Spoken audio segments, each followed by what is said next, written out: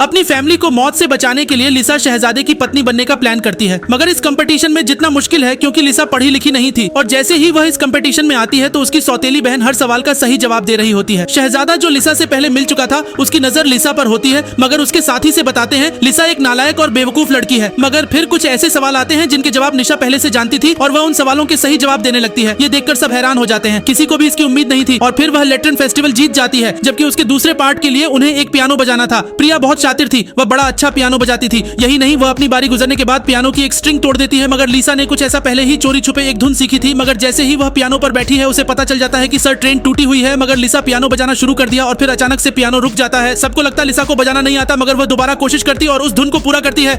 ये देखकर सब हैरान होते हैं क्योंकि ये धुन पूरे एरिया में सिर्फ एक ही बंदे को आती है। तभी एक आदमी देख लेता है कि पियानो की स्ट्रिंग टूटी हुई है। वह सब हैरान होते हैं कि एक स्ट्रिंग टूटी होने के बावजूद उसने इतना अच्छा पियानो बजाया, मगर शाही खानदान की ऑफिशियल धुन को बजाने की वजह से उसे पर चोरी का इल्जाम लग जाता है और उसकी सौतेली सिस्टम सबसे उसे पकड़ लेने को कहती है। अब लिसा यहाँ से कैसे बचेगी? अगले पार्ट के लिए कमेंट में पियानो लिखें।